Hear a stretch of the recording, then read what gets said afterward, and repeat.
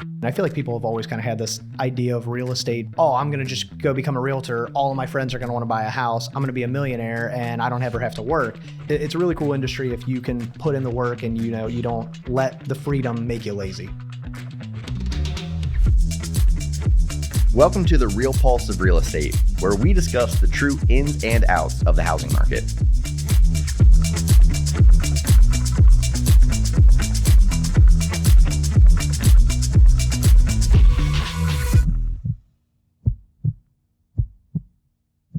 Welcome to the first episode of Real Pulse of Real Estate, something I am trying out all of a sudden with our very first guest, DavId Behymer. Yes. Hello, sir.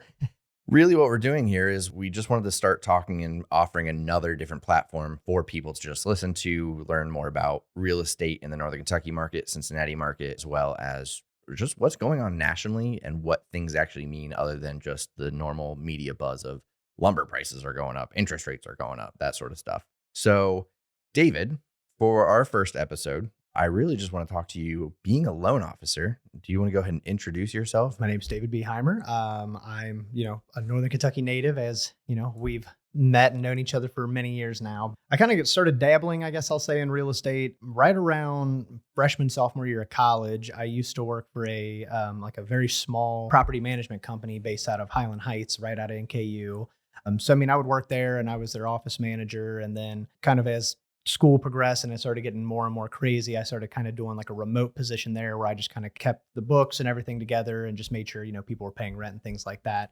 Then once I graduated college, I then actually took the leap to more of a kind of like a bigger structured company of property management. So I used to work at, am I allowed to say the company? Village Green? Yeah, you can say it. Okay. As long as you're not worried about it. I'm not worried about it. It was a great company. I loved working there. After so many years of being in the property management side, especially like when you get to that kind of corporate side where you're the property manager and you're not the owner, after so many things of me going to these places and taking over these, apartment communities as the sales manager, it really started to wear on me when maintenance issues weren't getting done and it was completely out of my control because, I was the face of the property. Yeah, so it's, you're the face of that product. Yes. They're not going to, the ownership group and saying, hey, why aren't you doing this? They're coming to me saying, David, why isn't this getting done? And it's like, I'm just the sales and marketing guy. I'm here to be the sunshiny face that you see every morning that's putting bagels and coffee for you. So it just, I don't know, it really started to wear on me. And it got to be to a point where I almost felt like I was like giving up my soul, that I just wasn't able to, I didn't like the lack of control I had. And it almost felt like a letdown that you couldn't produce. Yes. Yeah. And so it was funny that like when my wife and I bought our house, we bought our house with a lender, another local lender, and we ended up refinancing with them. And while we were refinancing with them, it was right when I was starting to kind of be at that tipping point in multifamily of, all right, I think I'm either going to have to lean into this even harder or I need to start to figure out my way out. We were actually sitting at the table for the refinance and he just kind of looked at me while we were waiting on the copies to come out. And he was like, would you ever consider leaving your company and taking the leap into 100% commission? And I was like, no, like absolutely not at first. I was like, there's no way 100% commission. That's terrifying. That's an absolutely terrifying thought of no actual safety net. Yes. And multifamily was good to me. I loved the company. I had great benefits. I had, I was making good money, things like that. So it was really hard to make that leap, but eventually he kind of kept wearing on me and he ended up getting me to where I kind of took on like almost like a part-time position. So I kind of got my license while I was still in multifamily. I was doing, a few refinances here and there, just, 2020, 2021 was the year of refinances. Yes, so it was, that's where it was easy, I'd say, people were getting, and that's where, a ton of NMLS numbers came out of the woodwork in those few years, but I ended up getting found by Guaranteed Rate. And that's when, they kind of offered me a little bit more structure, a little bit more training and things like that. And me, I try to not look at jobs as just a job. It's a short-term thing. I've been trying to find a career since I was a kid. I've produce that longevity. Yes, I've always wanted that long-term position. So, yeah, when Guaranteed Rate reached out to me and they were like, hey, we would love to bring you on, and we had the local lender who's one of the main local lenders in this area said, hey, I will personally take you under my wing and train you.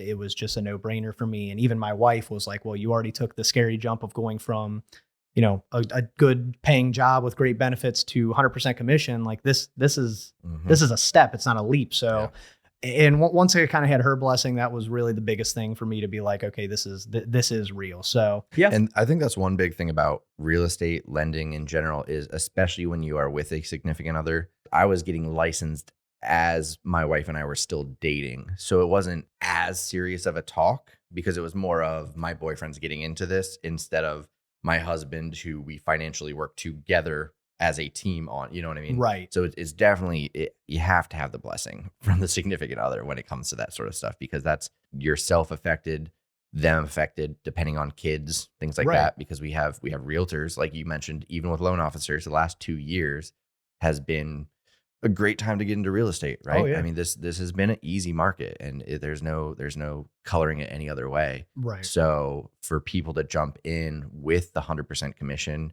I don't think a lot of people understand that we don't get health benefits. We're all considered independent contractors, right?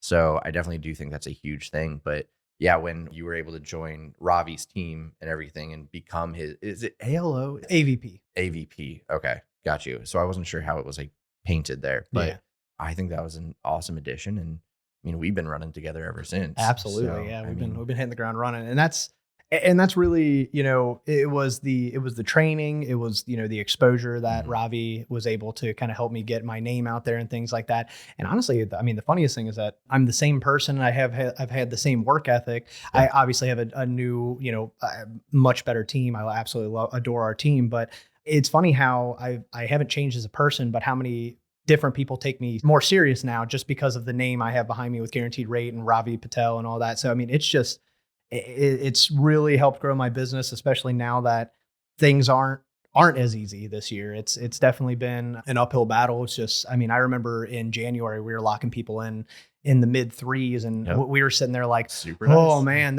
I mean, it was nice looking back, but at the time we're like, oh my gosh, like 3s. I mean, it's got to stop at 4, it's got to plateau. They can't keep raising rates like this.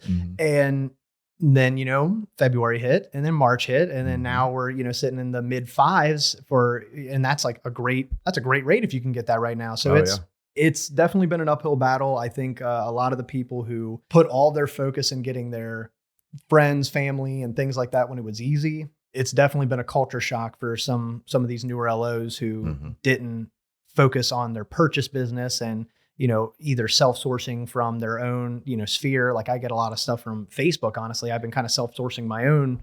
I mean, you and I did that deal with Cody and Bobby. That was a self-source one. So there's a lot of things that you can do yourself, but obviously it's that old saying, it takes a village. You need your lender, you need a good title company, you need your good realtor. It takes a village to get the people to the closing table, and that's why we like to make sure we're kind of aligning ourselves with the right people. So. Yeah.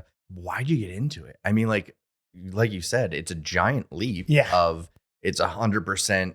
You make it if you make it, but if you don't do anything, you're not getting paid. So other than I know, like you sort of hinted at, like there's a little bit more control in your business, right? And you have aspects there, but why loan officer? So, I mean, really, it was just more or less the opportunity was kind of handed to me, from my LO that was doing my refinance at the time, kind of brought it up to me. And it was he brought me to his office and was kind of showing me the money you can make and how, the freedom you have. But at the same time, like, yes, the money and freedom is great, but the biggest thing I like is I've always been very interested in helping people. I'm the kind of person where if you call me at 9 o'clock at night and say you need to move a couch into your house, I'm probably going to end up putting my shoes on and I'll be out the door. Like it's just, I always have been very much about helping people. And it's just being a part of one of the biggest transactions someone can make. That just got me so excited that like I can help somebody buy a house and I can make it not stressful. Like that's my biggest thing, is trying to alleviate the stress. I always joke with my clients is that I'm a ball of stress just as a person. So I always like to say, let me just embody your stress and, just let me take it all in. You just relax because I'll get it all figured out on my side, but let me stress. I mean, it could be an 800 credit score borrower with 20% down, flawless credit, low debt to income.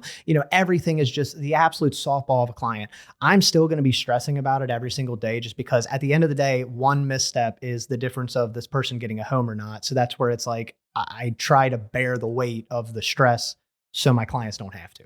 I got into it because I enjoy the aspect of helping people. I enjoy the freedom just because, obviously we're young adults. I'm getting into the point where, I'd like to have kids someday, and I don't want to be bogged down to a 9 to 5 where it's like, no, you have to sit in this desk you better be clocked in, sitting in your desk, logged in at 9 a.m. and you aren't thinking about sniffing that front door until 5 p.m. Yeah. I like the freedom of I can leave when I need to leave. If my kid has a t-ball game or a cheerleading practice or something, like I would like to be able to have that freedom to leave. And, obviously I still have my phone on me. I have my laptop. You can work pretty much wherever nowadays. So I like the fact that I could just work kind of wherever. I had the freedom. I get to help people. And, obviously you can make good money in this industry. There's people who are making crazy money, but I feel like that almost takes the back seat to the fact of the freedom and the fact that I get to help people. Because a lot of people think there's a lot of freedom in real estate, and there is. Yeah. There's a lot of understanding that technically you are your own boss, and yet at the end of the day, in order to make money, it's your client's time. Oh, yeah. Right? Understanding that, we're not working 9 to 5, but I mean, heck, how many times have we called at like 8:00 at night, 9:30 at night? Oh, all the time. Just to discuss. Yeah. And on top of that, one thing that I do really like about real estate, loan officers, everything like that, and I think a lot of people get called to it, is I remember very, very specifically when I joined Keller Williams in 2018, it was all these new agents and everyone stood up for our training and everything and kind of shared of who are you? What did you do prior? All that sort of stuff. I shared that I'm already a realtor. I'm just switching companies, everything. Someone stood up and said that they were a teacher, and they still technically are a teacher, because that's actually pretty common for teachers to sort of step into real estate part-time. Right. We actually have a lot of like firefighters, police officers do that as well, with them like looking to retire to take something else on. This person specifically, I can't remember their name and I really wish I could, but they were specifically asked, so why real estate? Like going from teaching, why real estate? And this was 2018. This was before things were like really crazy with Zoom teaching and all that sort of stuff. And they explained it as, I can be the best teacher in my school, the number one teacher in my school, or I could be the worst teacher in my school, and I'm still getting paid the same. And it appears with real estate, the better you are, the more you get paid. Yes. And I do think that's a big draw for a lot of people. Oh, yeah. The ceiling is endless as long as you're going to put forth the effort. Yes. The real issue with some people it's one Facebook post of, I'm a licensed LO, I'm a licensed realtor. That doesn't mean your Facebook friends are going to be like, automatically, you're my guy, you're my girl, anything like that. It's work, but as long as you put forth the effort, the more effort put forth, the better the payoff. Right? Oh, absolutely. Yeah. And that's a great point as well, because I feel like everybody, especially, in the past couple of years and still to this day, and I feel like people have always kind of had this idea of real estate, be it LOs or realtors, is that, oh, I'm going to just go become a realtor. All of my friends are going to want to buy a house. I'm going to be a millionaire and I don't ever have to work. And it's, there are those long nights. Like I've had one of our realtor referral partners call me and say, hey, this person has to put an offer in. They're reviewing offers in the morning. They just found this house that they like. They don't even want to see it, but we have to get a pre-approval letter for them. And it was like 10 o'clock at night. And I looked at my wife and I'm like, well, got to go downstairs. I got to send this pre-approval letter real quick. And, luckily the client got me everything to where I could, verify everything and, feel confident putting my name behind them. But there is a lot of freedom. And then there's also not a lot of freedom at the same time, because it's a weird mixed bag. Yes. It's, almost noon and we're sitting here recording a podcast, but, we've already taken 6 calls. Yes, exactly. But we actually delayed this podcast because of the amount of calls we've taken. Yes, exactly. So it's like you said, it's a very weird middle ground of you're always working, but also not always working at the same time. But it's a really weird thing, but I don't know. I really like it. And I feel like more people in our generation are just going to get into the commission mindset, just because I feel like the 9 to 5 thing is just kind of on its way out, just because we're that generation of, yes, I can come in, I can do my work, I can bust out, 8 hours of work in 3 hours. And then I want to go home and I want to play with my dogs. I want to be with my kids. I want to enjoy my life. So it's a really cool industry if you can put in the work and, you don't let the freedom make you lazy. Yeah. And I think one of the other interesting aspects of it is in this industry, the amount of agents I've seen go from one brokerage to another, or loan officers go from one place to another, you can see the difference in happiness. That it's not all brokerages are created equal. Not every loan officer company is created equal. And there are going to be agents that thrive in market ABC. And at this brokerage, XYZ, they are miserable. Oh, 100%. Right. So it's really interesting that outside of not only like this profession, but depending on the brokerage you're with, because there are people who have asked me about Keller Williams and what it's like to be at KW. And I've talked to them and I've been honest, and I love it personally. I just understand that it's not made for every single person. Right. Just like someone is happy at the other brokerage. I say that like there's only one other brokerage in this entire place. But at the same time, like they're happier at another brokerage, and that's great. I respect that all day. If you have a deal, let's work it out. But I know I wouldn't be happy at that brokerage the way they operate. I think that's same for loan officers. Oh yeah, no, and even I actually ran into my old boss who got me into the industry recently. And him and I were even talking about it. And he was just like, David, there's obviously no hard feelings. He was like, he even said himself, he was like, listen, this company is more for established people who they already have their book of business. They can sit back, they're fine with their, 5-6 deals a month and calling it a day. And he just even said, he was like, I completely understand why you made the jump to guaranteed rate, because they are, they're training, they have more training, they have more time to give to you as a new LO, which that's what my thing was, is that like, yes, I could have stayed there and I could have done 1 to 2 deals a month and made a decent living and all that. But like, I wasn't really learning a lot. And that's where I knew that if this is what I want my career to be for the next 15, 20, 30, 40, however many years, I want to learn as much as I possibly can so that I'm the best loan officer and the best representation for my referral partners. I want to be the best representation for my clients. I want to make sure that, things aren't falling apart. And I mean, it shows. I mean, we have our team has a 100% pre-approval to close ratio this year. I mean, everybody we've sent a pre-approval letter to has gotten to the closing table at some point when they find the house that they like. So it does make a huge difference, like you were saying. And I think the reason you and I click so well is because we want people to be educated. We want our clients to actually understand the documents they're signing, the numbers that are coming out, like how that works and operates, because it shouldn't be an industry where it's just sign these documents so you can have a house. Like you need to understand what these documents actually mean. It's important to me as well as you to like actually let them know what these numbers mean and why we're going with this loan program versus another loan program. And that's, you're always running numbers and everything like that. And I think that's a really big instance for why we've gotten into the fields. And I think that's why we work so well, because there are times like yesterday, I can call you and say, hey, they're not going to buy this one, but just a question for future. Right. There's always something new in real estate. It doesn't matter if you've been in it for a year, 20 years, there's going to be something where you're like, let me double check that. Oh yeah. Well, and then, I mean, to like you said, and that's why I love when you hit me with those, hey, just out of curiosity kind of questions, just because you may come into it, I may never come into it again, or I may come into it with the next client and the next property of a completely different referral partner, and you may never see it again. But at the end of the day, like for one, it's always changing. For two, there's so many little nuances that you don't know until you come into it. And like, I mean, there's people who've probably never seen some of the things that you've personally seen, and they could be a 20, 30 year veteran in real estate, but if they haven't been near the Ohio River where there's now flood zones and, you have to take that into account. There's just so many little nuances of different, even just regions in the US that it's just, that I think that's the other thing why it kind of got me into it, is just how different everything is. It's constantly always a new challenge.